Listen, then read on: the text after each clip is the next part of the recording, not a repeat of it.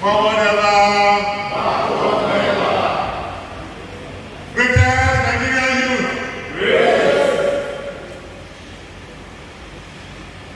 We have been summoned to come and share views from elections. A strategic tool for equipping young people for a better society. This program coincides with the second memorial of NSAS. As has been said,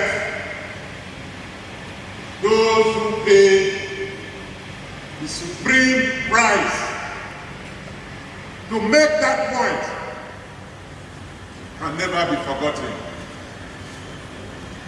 It is in this regard that we ask many states about this time, 2 years ago, set up all kinds of investigative tribunals. We ask them, including Edo State, where is the report?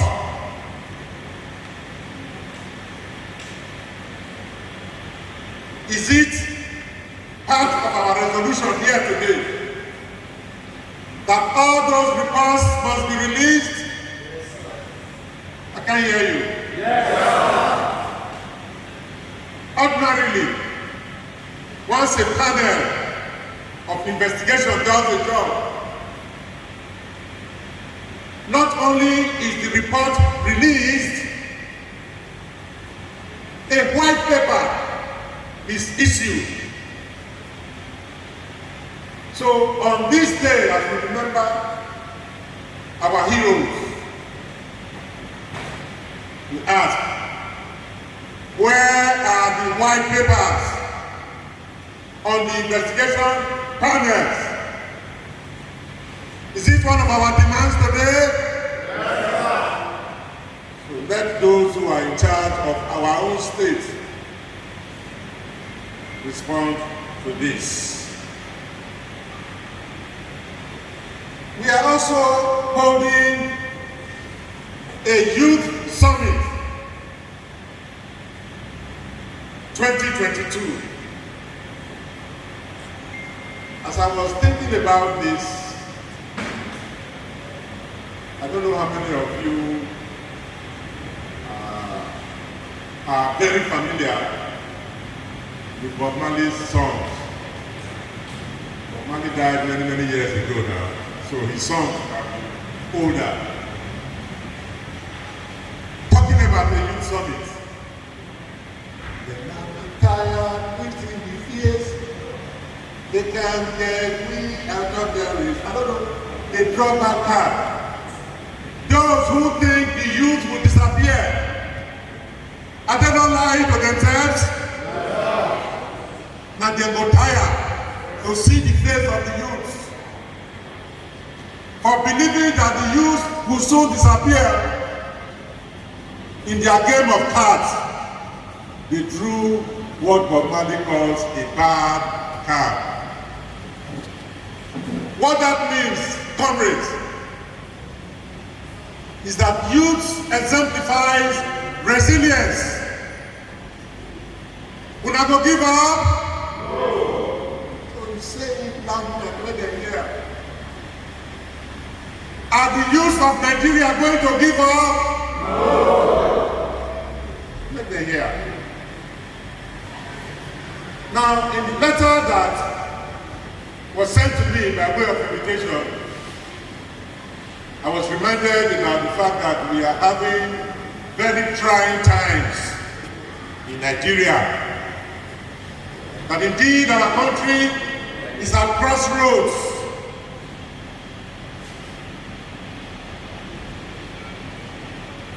I was reminded by Comrade Omusi that the youths are affected.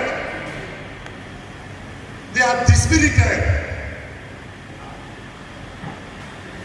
I only add that the youths as a group are disadvantaged. Generally speaking, the youths are in want. How many youths can afford roofs over their heads? How many youths can put food in their own stomach? The youths lack experience. So they are a special category when we are talking about the challenges that confront this country. So generally I agree that this is the right time to harness the energy of the youth,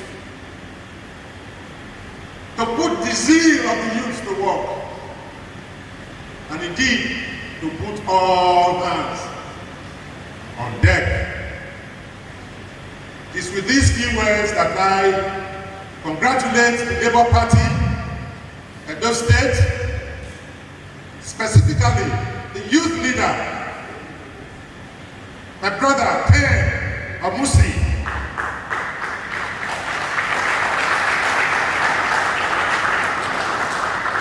for taking the initiative to say, hey, we must gather together around things like this, on an occasion such as this. It is true that all talk and no action is nothing but hot air. But the converse of that is that all action and no talk is aimlessness. Both must go together. Practice without theory is aimless. So I'm not surprised that this hall is not fuller than it is today. Because many of our people are yet to appreciate the importance of theory. So I especially welcome you. Once you get the theory right, the practice will follow, and the articulated goals will be realized. If all we are doing is just sentiments and emotions without a clear direction, that is nothing but aimlessness. It is true that this program comes up at a historic juncture in the evolution of our country. General elections are a few months away. But the whole concept of elections, I dare say, go beyond the national general elections. There is what the concept calls from each and every one of us, which we must not lose sight of. Election is no more than a tool for decision making. Yes, we can apply that tool as it relates to national political general elections. But elections can be held at home. The family is the basic unit of society. You have the father, you have the mother, you have the children. Depending on their preferences, the size of that unit can be as small as 3, 4, 5, 10, and so on and so forth. Decisions are taken at home. How are those decisions taken? Is it the dictatorship of the father? In the sense that he decides everything without resort to elections. In the workplace, within trade unions, within political parties, decisions are also taken. How are those decisions taken? Are those decisions preceded by debates, or what you may call in national elections, campaigns? Or as we used to hear in the past, in regards to a particular party, a time is being decided.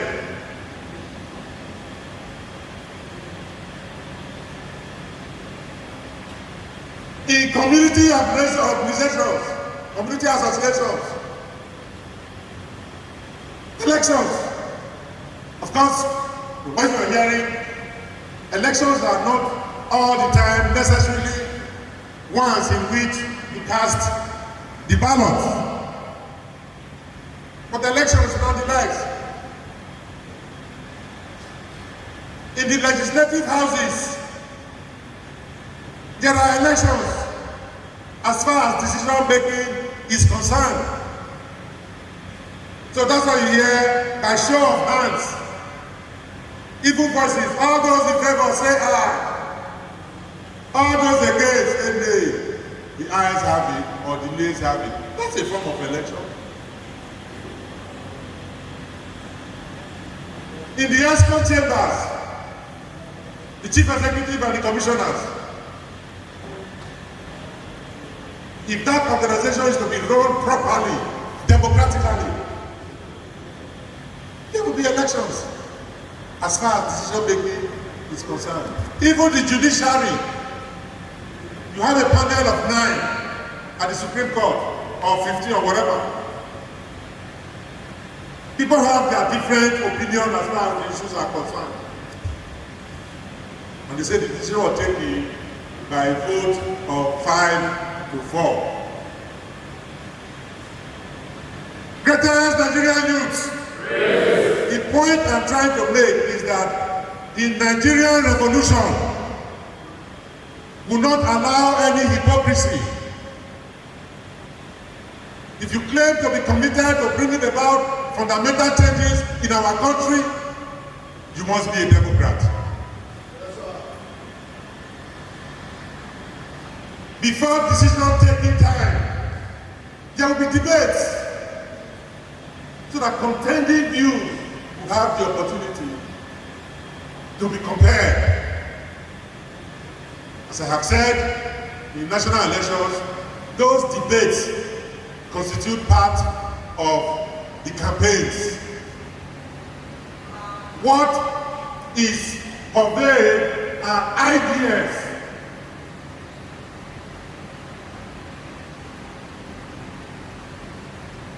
Elections represent an important aspect of democracy in praxis. So let's not pretend that it only applies when we are vying for offices.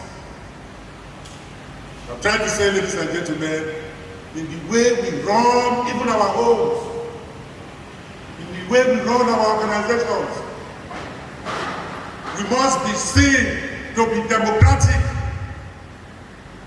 lest we earn for ourselves the tag of being called hypocrites. Call for democracy in national elections, but the way you conduct your own party, or you conduct your organization, or you conduct your home, you do not give credence to minority having their say and majority having their way. This whole concept is founded on equal opportunity. Of course, we can talk about eligibility. If you look at the history of elections, even as it relates to national general elections, there are still age requirements. You have to be a certain age before you can partake. Many, many years ago, those who were the dictators in our society used to exclude the women. They didn't give the franchise. A situation where even the women are more in numbers, it was the dictatorship of the men to exclude the women. That's taking battles to overcome that. In places like North America, eligibility used to be on the basis of color. Black people for a long time were denied of the opportunity to vote. There were even times when they required property ownership. Only those who own houses can vote. Those were tricks that were used to ensure that the majority did not have its way. In many countries today, convicts, they say, oh, because a man has committed a crime, he has lost the right to vote. Well, distinguished ladies and gentlemen, what I would like to emphasize as far as this whole concept is concerned is that ideas are supreme. It's not just A to B, A to B, A. No. What are you talking about? What is your vision? The only tool that is allowable is the tool of persuasion.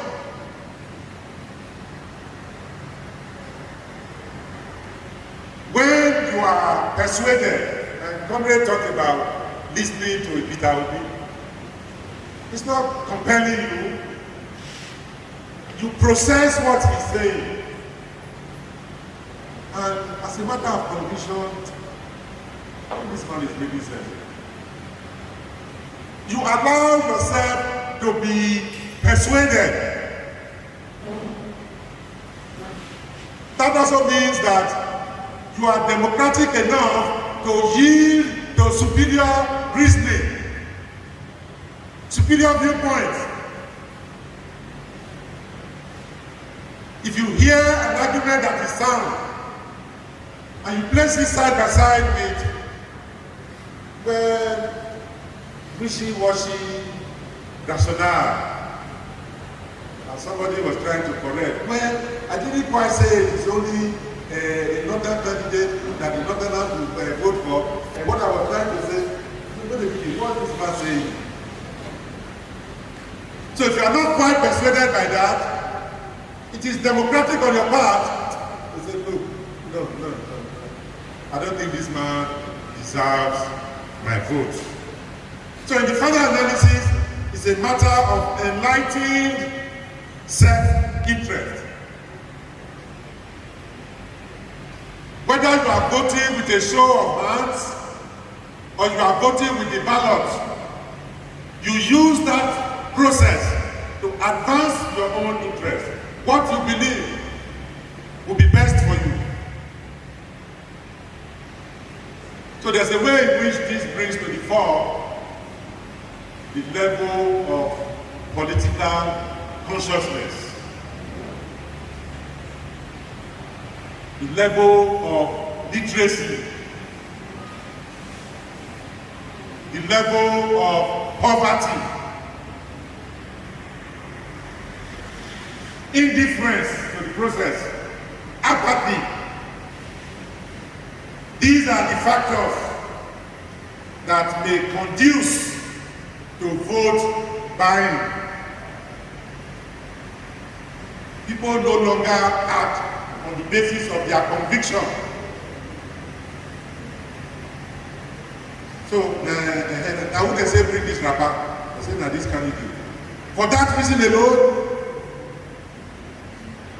what do you mean?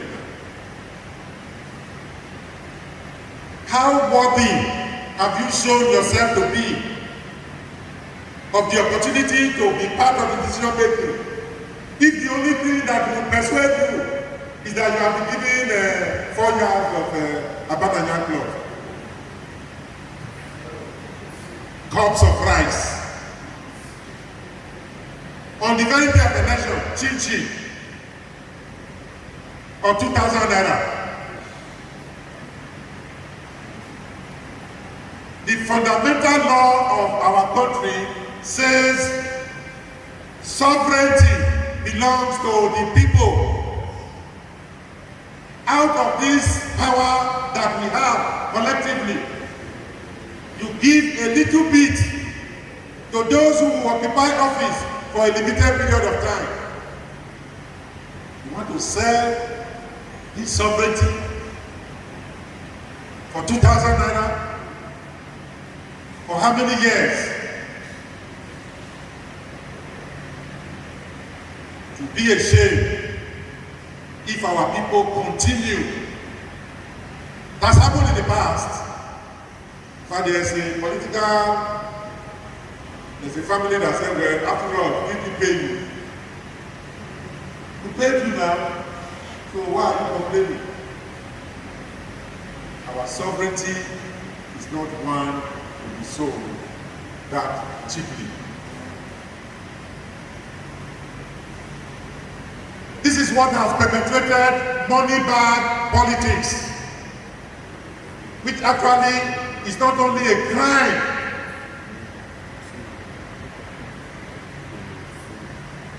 against democracy, but it's a crime against humanity. I say that again. Money bag politics is not only a crime against democracy, it's a crime against humanity because of the costs.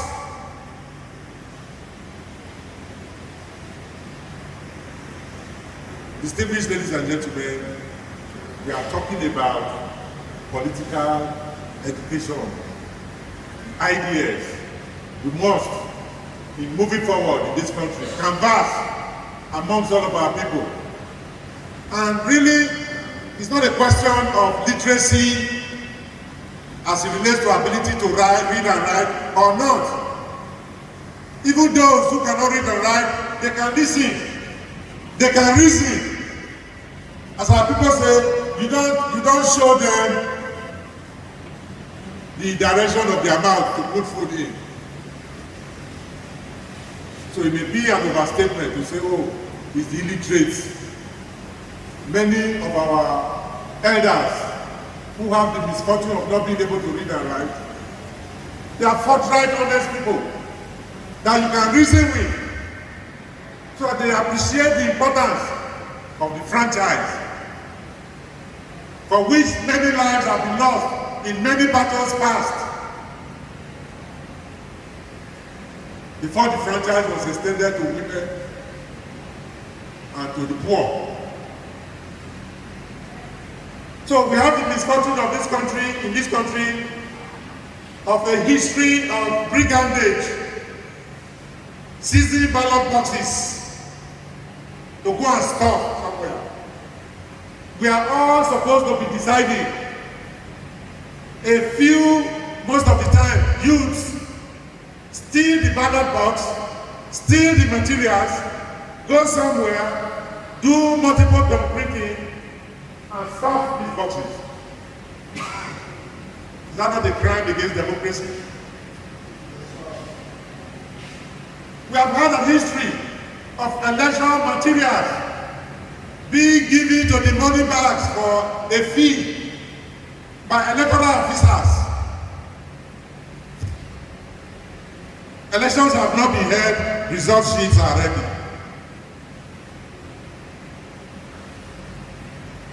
Of course, we can't talk about this without appreciating subversion from within. Of course, you can read what our brother Mike BENIN did in Akwa Ibom. So professors are pulling their heels now. How many other states of the Federation do we have that example?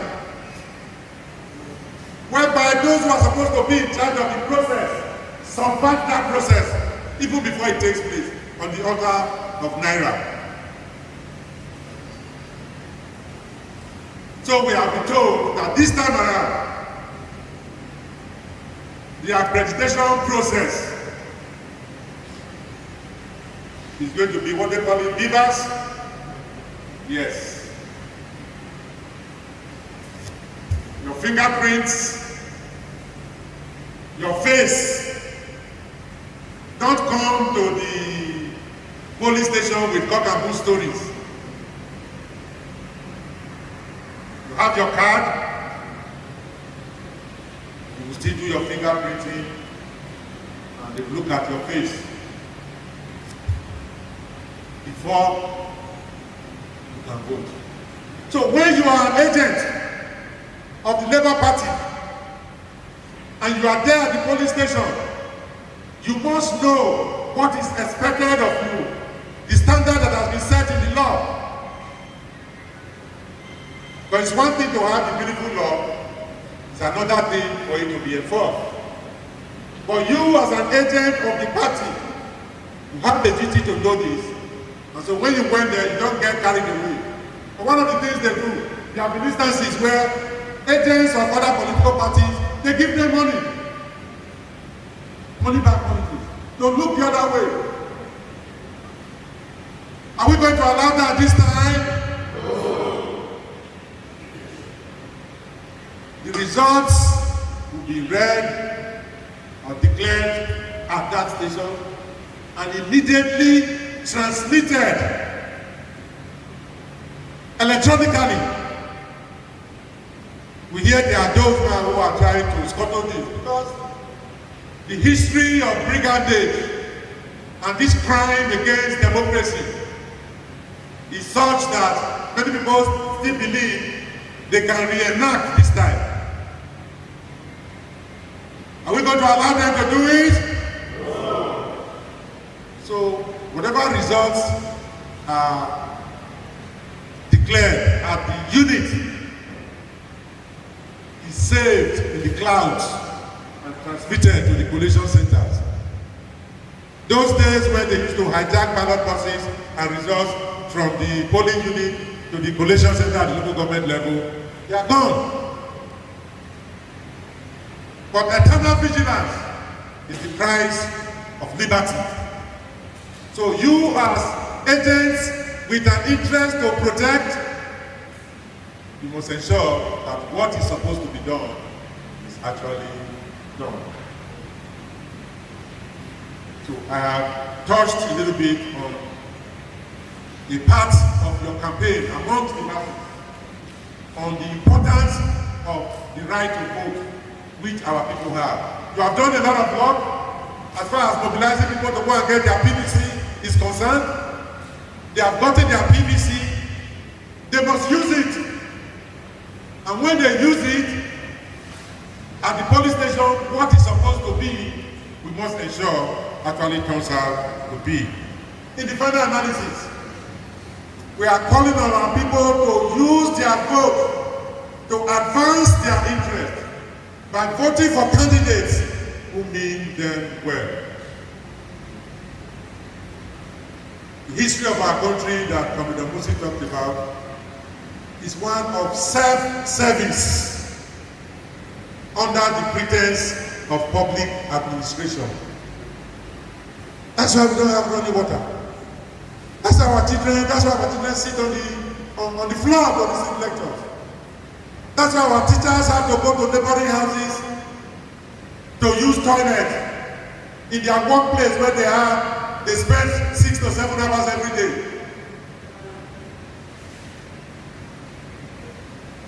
That's why the minimum wage is not being paid. That's why worker salaries are owed. That's why the roads that were tarred last year are no longer practical this year. And you'll be amazed how much they claim to have spent. Our people have compared the cost of construction of roads in other parts of the African continent. Even the railway that Mr. President is boasting about, the prominent part of which leads to the Niger Republic. Go and look at how much they claim to have spent. Self-service under the pretense of public administration. I don't want to bore you with details, but you know that the illiteracy rate in Nigeria today per capita is amongst the highest in the whole world. More schools need to be built. More teachers need to be trained and recruited. More hospitals need to be built. Scholarships need to be given to nurses, doctors, pharmacists, lab scientists. If we are to be serious about putting an end to death from preventable diseases, poor diet, impure water, homelessness, the number of millions of children, Nigerian children, who are out of school. And life just goes on because it's no big deal. Unemployment. We have our students or graduates with master's degree in engineering, driving Uber.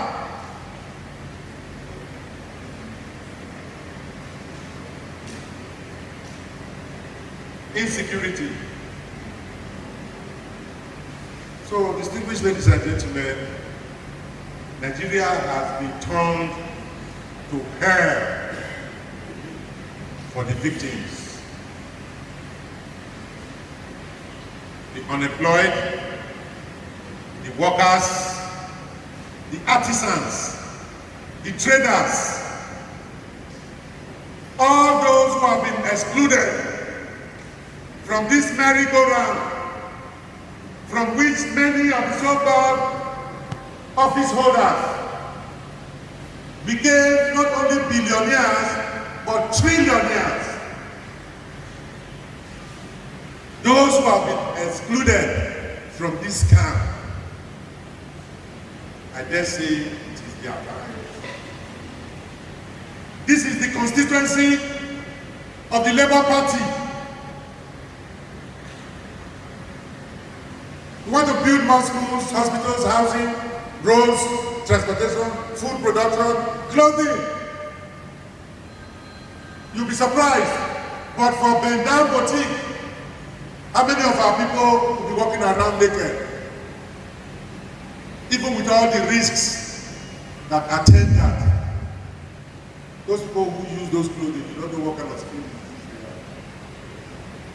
they have. Electricity. The process of governance is not one to be used for creative business opportunities, for friends and fronts. Go and read the Labour Party program. We must put an end to foreign domination. Since the white man came here and took our brothers and sisters away as slaves, they have not left us alone. They have compelled us to be producing what they want, not what we want. And that we produce by the economic scheme, we don't process it.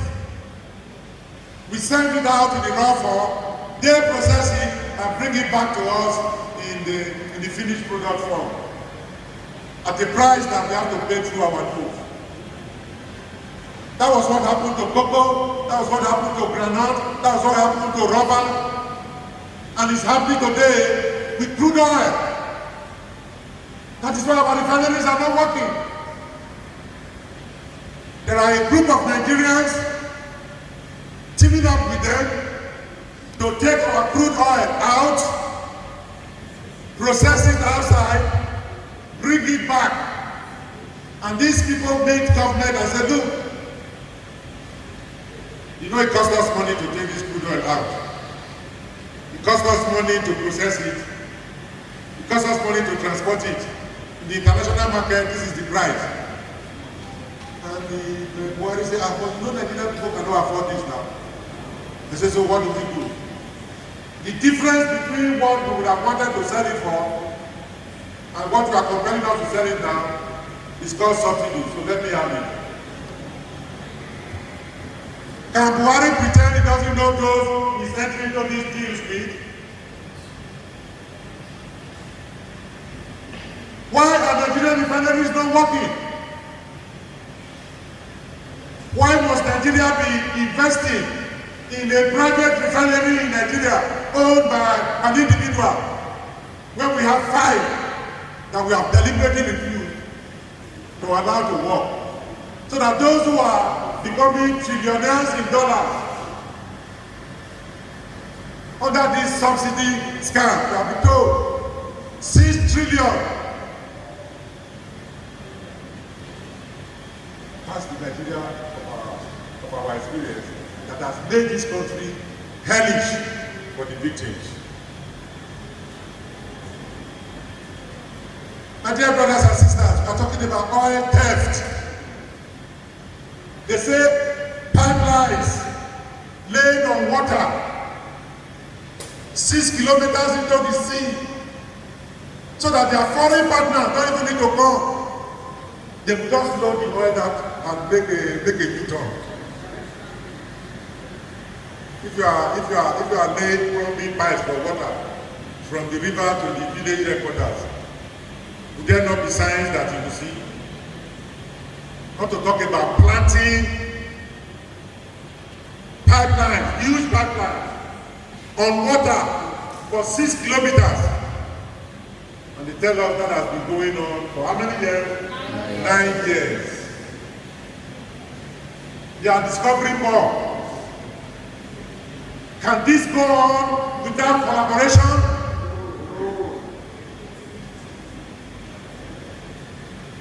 One of the things Governor Musi wanted us to talk about, and I will round up on this, quality of leadership. Not a leadership imbued with the spirit of serving self as opposed to serving the nation or serving the people. The quality of leadership that is required in Nigeria today to address these issues is a leadership that is committed to popular participation in the management of public affairs. The budget-making process must be open. We must deliberately go out of our way to scout for the best brains, not our nephews and the ones recommended by one area or one traditional ruler.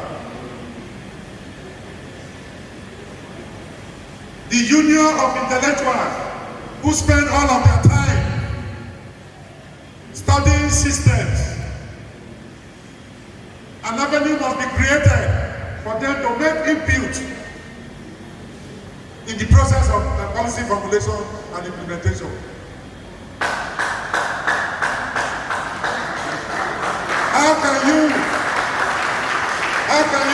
Thank you, gentlemen. How can you be formulating a policy on healthcare delivery and the Nigerian Medical Association is not called into it? We say we want to develop the infrastructure of our country. What role have we created for the Council of Registered Engineers? Correct. Nupen, Pengasan, they know what is wrong with the oil industry. Why don't we give them the opportunity to contribute to the formulation of policies? If not that these people want to use the process of governance to feather their best. The program of the Labour Party said, no more. What does Labour Party say? No more. This is what we must tell our people as to why we represent the authentic alternative. The process of governance must be thrown open. So, distinguished ladies and gentlemen, I know there are other speakers. If there's any one idea, we talked about the importance of ideas. If there's any one idea you are taking away from here today, it is that it is the time of the poor in Nigeria to enjoy the wealth of Nigeria. What did I say? It is the time of the poor to enjoy the wealth of Nigeria. All these years, less than 1%. That's why they can build houses all over the place where they don't live in. They can go and they take Panadol, they have headache, they take Panadol. It's not living immediately. They can, even all the candidates, look at all of them. The less than 1% that have cornered the wealth of this country must be made to yield to the majority. I'll say that again. The less than 1% that have cornered the wealth of this country must be made to yield to the majority. Is that not democracy? Yes. Nigeria has no business being the poverty capital of the world. God has blessed us enough. Can you please repeat this after me? Nigeria has no business being the poverty capital of the world. We want a government that is not helpless and clueless in the face of the challenges Nigeria faces.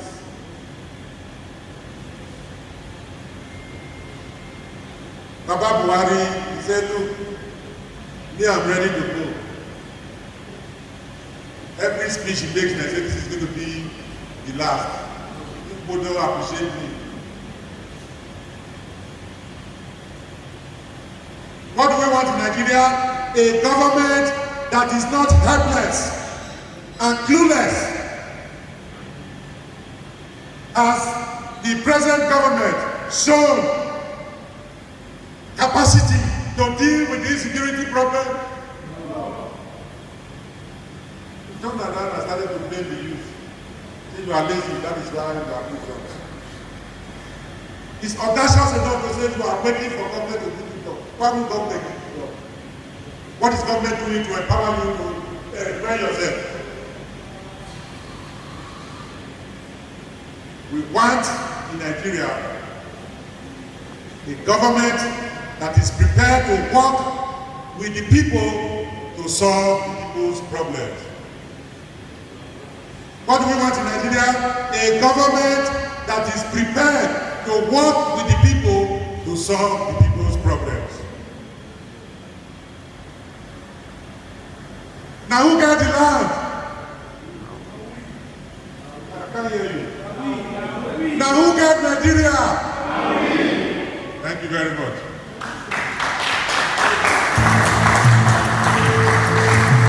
Please join hands together for that wonderful presentation coming from our distinguished